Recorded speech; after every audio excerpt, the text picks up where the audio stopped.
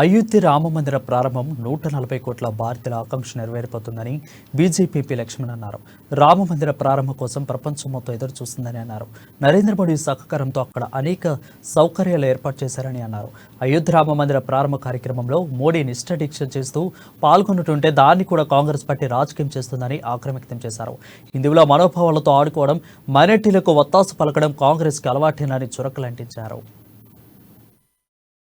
తెలుగులోకి వచ్చేటువంటి అనేక వార్తలు, కథనాలు మీడియా ద్వారా కూడా రావడము ఈనాటి తరానికి ఈ రామ మందిరం యొక్క ఒక ప్రత్యేకత, దాని చరిత్ర ఇవాళ తెలుసుకునే అవకాశం కలుగుతుంది.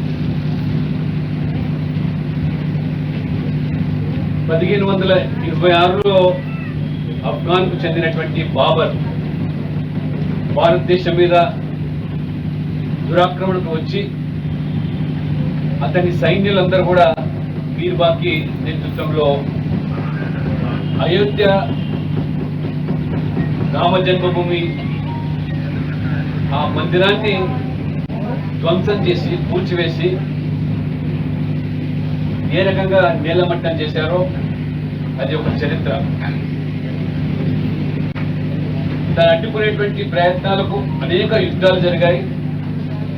అనేక మంది అసంఖ్యాక ప్రాణాలు కూడా కోల్పోయినారు. మొత్తానికి 1885లో ఫైజాబాద్లో కోర్టు పంచాయతీ మొదలైతే 76, 77, 2003 సంవత్సరాలు కూడా తవ్వకాలు జరిగినాయి. 2003 మార్చి 12 ఆగస్టు నుండి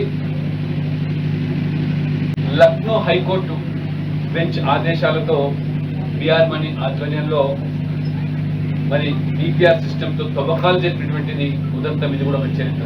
తెలుగులోకి వచ్చేటువంటి అనేక వార్తలు, కథనాలు మీడియా ద్వారా కూడా రావడము ఈనాటి